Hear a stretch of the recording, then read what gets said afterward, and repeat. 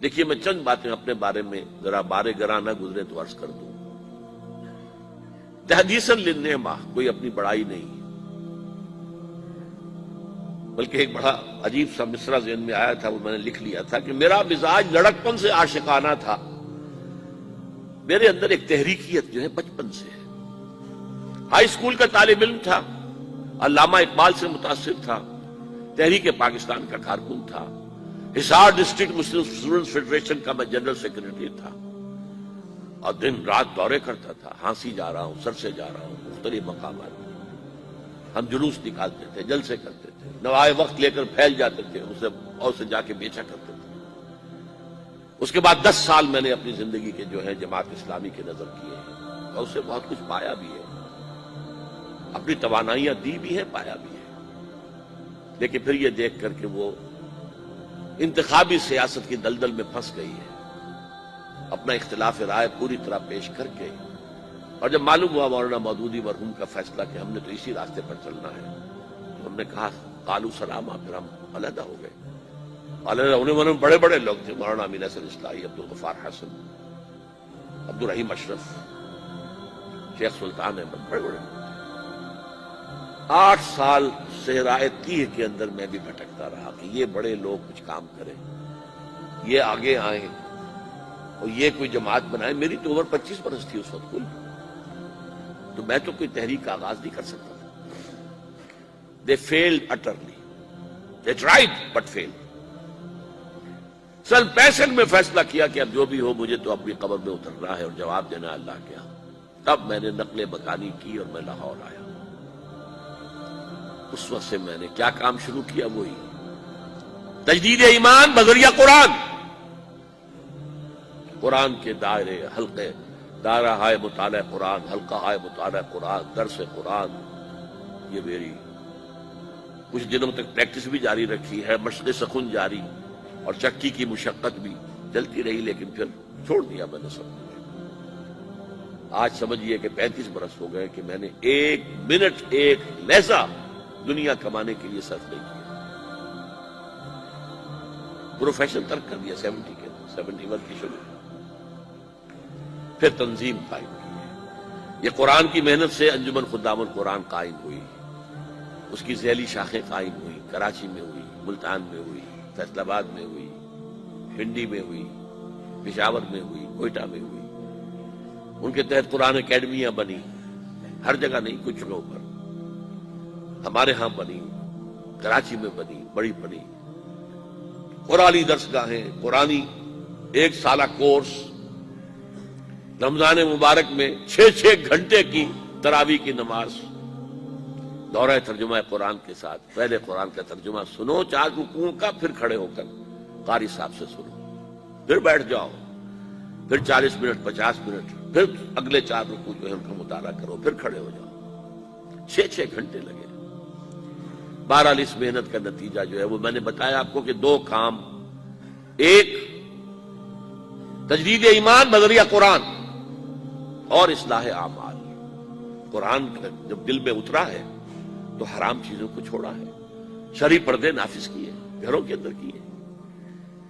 حرام چیزوں سے کتنے ہی ساتھی ہمارے بینک کی ملازمتیں چھوڑ کر اور آدھی تنخواہ پر جا کر کسی ملازمت پر گزارا شروع کیا. کتنے ہی تھے جو کہ رشوت لیتے تھے اور ان کے گل چھرے تھے، اور اس کے بعد ان کے سوکھی روٹی ہو گئی، گوشت ان کے گھر میں آنا بند ہو گیا. یہ سب کچھ ہوا ہے، ہو رہا ہے. رفتار کم ہے لیکن ہو رہا ہے. یہ نہ سمجھی کہ ہے نہیں، ابھی نظر نہیں آ رہا ہے لیکن ہو رہا ہے. اس کے بعد تنظیم اسلامی قائم کی کہ بھائی اب اگر قرآن تو کہتا ہے قائم کرو دین کو، ہم نے اپنے رسول کو بھیجا ہے دین کے اظہار کے لیے، غلبے کے لیے، جہاد کرو اس کے لیے. سورہ صف میں بھی فوراً اس کے بعد جہاد.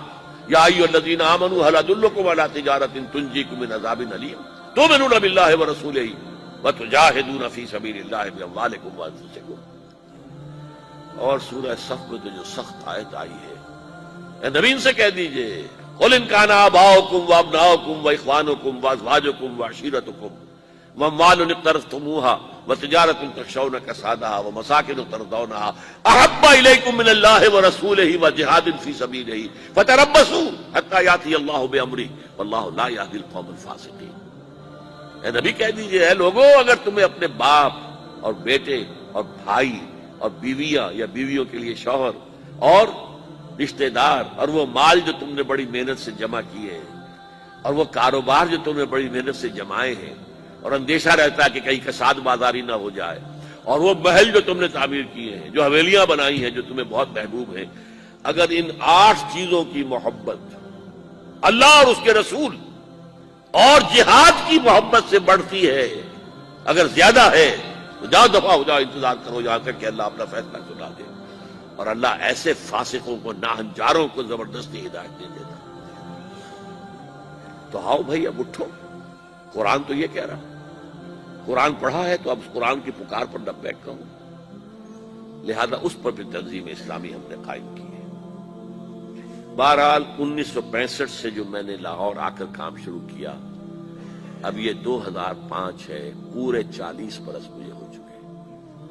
اگرچہ ایکٹیوسٹ کی حیثیت سے تو میں اپنے زمانے طالب علم سے ہوں، اور درس قرآن تو میں نے میڈیکل کالج کا طالب تھا تب سے شروع کر دیا تھا، لیکن یہ تو میرے 35 سال جو ہے 40 برس اس کام میں لگے ہیں۔ اب میں آپ سے تعاون مانگتا ہوں، من انصاری اللہ، بلکہ میں اس سے آگے بڑھ کر کہتا ہوں من انصارنا اللہ۔ اب چونکہ جماعت ہے، تنظیم ہے، اب میں اکیلا نہیں ہوں۔ گئے دن کے تنہا تھا میں انجمن میں، یہاں اب میرے رازداں اور بھی ہیں، ساتھی ہیں میرے، ایک قافلہ چھوٹا سا ہی چل رہا ہے۔ اور میرا معاملہ تو یہ ہے کہ میں تو اب چراغ سحری ہوں۔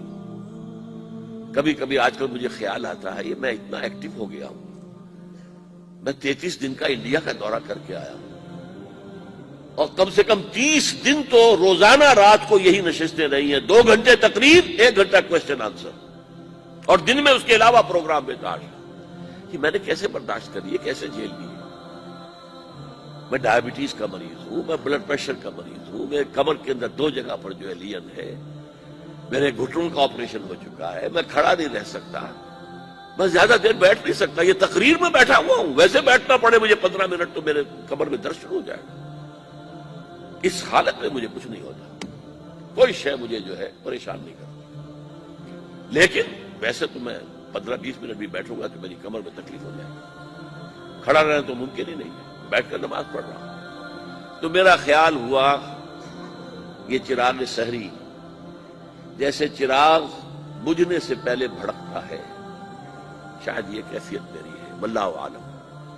بہرحال میں آخرت کے لیے بہت آگے گئے، باقی جو ہے تیار بیٹھے، میں اس کے لیے 10 سال سے منتظر ہوں، اور اپنے لیے اس وقت سے میں کہہ رہا ہوں کہ بھائی میں نے جو کام کرنا تھا میں نے کر لیا، اب اللہ اگر کوئی اور کام لے رہا ہے تو یہ تو نافلۃ منہ، ان کی طرف سے ایک نفل ہے جو ہے، ورنہ میں اپنا کام کر چکا تھا۔ اب مجھے اولین تعاون جو آپ سے درکار ہے آج، میری بات کو اچھی طرح سمجھنے کے لیے کچھ تھوڑے سے پیسے اور کچھ تھوڑا سا وقت صرف کیجیے، چند کتابوں کا مطالعہ کیجیے پوری طرح گہرائی کے ساتھ، اور نوٹ اس کے اوپر کیجیے، مجھ سے اختلاف ہو تو بیان کیجیے آ کر۔ منہج انقلاب نبوی، حضور نے انقلاب کیسے برپا کیا؟ اس لیے کہ یہ ہے وہ چیز۔ خليل بالقرآن هو إمامنا